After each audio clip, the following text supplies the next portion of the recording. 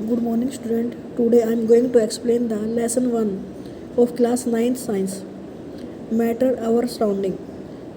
Matter consists of particles. I have already explained you all matter consist of particle. They continuously moving. They have space between them, and these particles diffuse with other particles of other substance. That is called diffusion. They have force of attraction.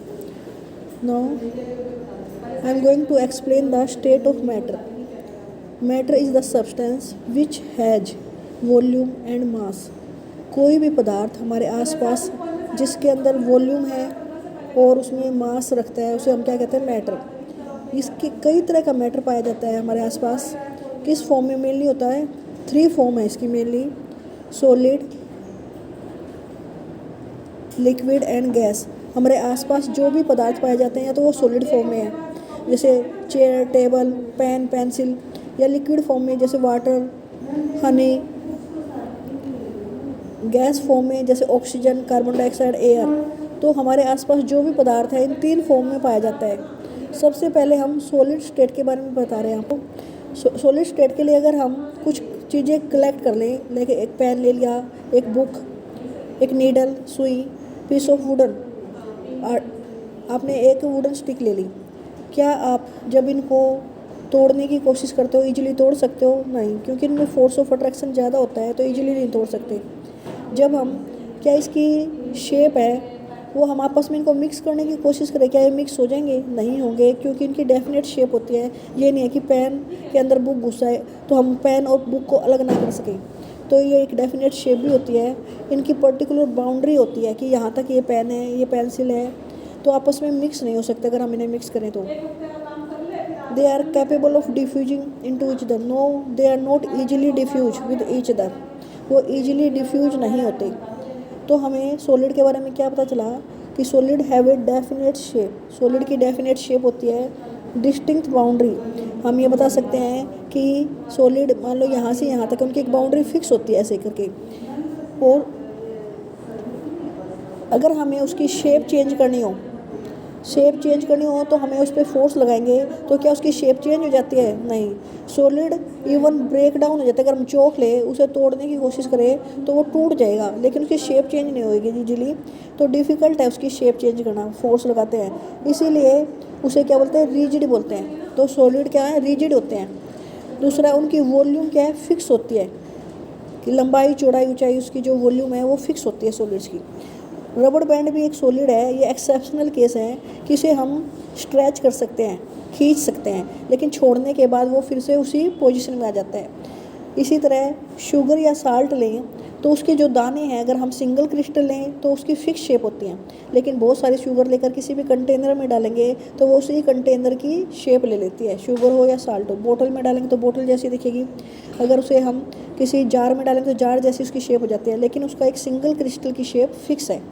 इसी तरह अगर हम sponge लें, sponge भी क्या है तो solid, लेकिन उसके अंदर क्या होते हैं? एयर कॉलम होते हैं, तो जिसमें हवा होती है, उसमें पोर्स होते हैं, छोटे छोटे छेद। उन छेदों में हवा भरी होती है। अगर हम उन्हें दबाएं स्पॉन्ज को तो दब जाता है, कंप्रेस हो जाता है, और उसमें से हवा बाहर निकल आती है। तो सॉलिड डिफरेंट तरह के हो सकते हैं, कुछ रिजिड हो सकते हैं, कुछ स्पॉन्ज जैसे हो सकते हैं, कुछ इलास्टिक नेचर के हो सकते हैं, लेकिन मेनली हम कहेंगे solid has fix shape, fix volume, and they are not compressible. उन्हें हम दबाकर उनकी शेप इजीली चेंज नहीं कर सकते।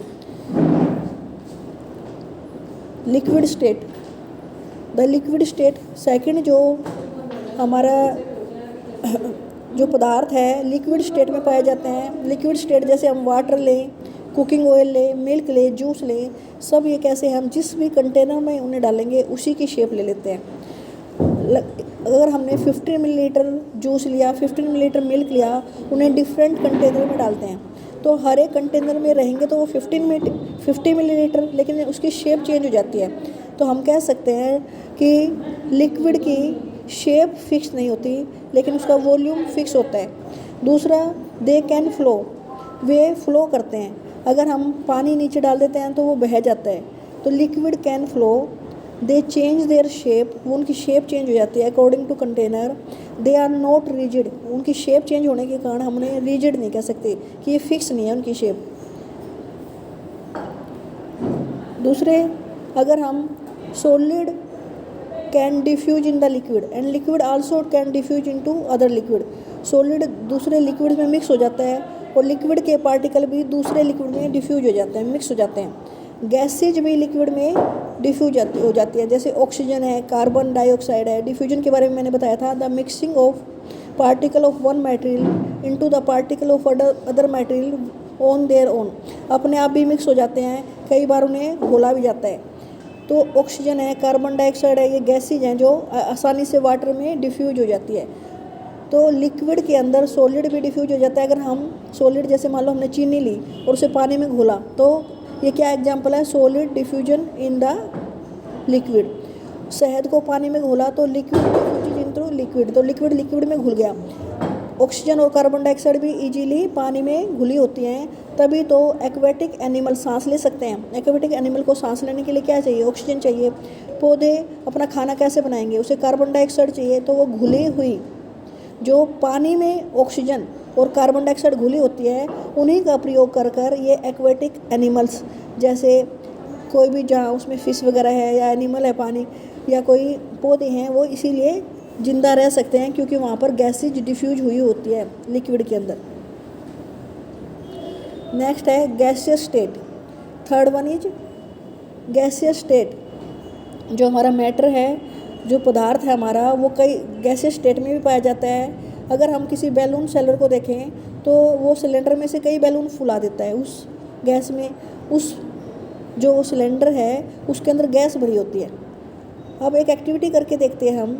100 मिलीलीटर सिरिंज लेते हैं, एक सिरिंज लेते हैं जो डॉक्टर वाली सिरिंज होती है, एक हम खाली छोड़ देते हैं और दूसरे के अंदर पानी भर देते हैं, तीसरे के अंदर चॉक पाउडर भर देते हैं।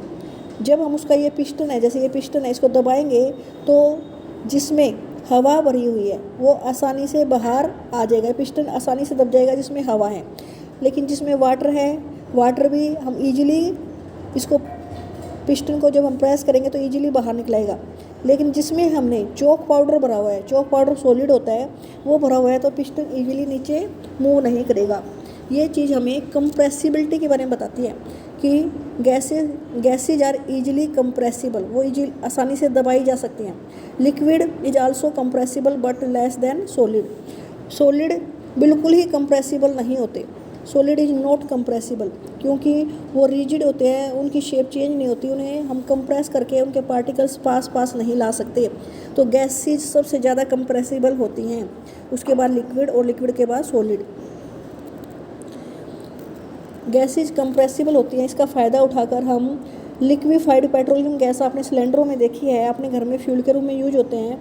तो इसमें पेट्रोलियम गैस को कंप्रेस करके सिलेंडर में भर देते हैं, जिससे इजीली उसे ट्रांसफ़र कर सकते हैं। ऑक्सीजन गैस के सिलेंडर भी आपने देखे होंगे, उनको कंप्रेस करके गैस को दबाकर उसके पार्टिकल पास लाकर सिलेंडर में भर देते हैं। ऐसे ही सीएनजी कंप्रेस्ड नेचुरल गैस, इसका नाम ही कंप्रेस्ड नेचुरल गैस है, ये भी फ्यूल के रूप में यूज होती हैं और सिलेंडरों में से ईजिली ट्रांसपोर्ट कर सकते हैं।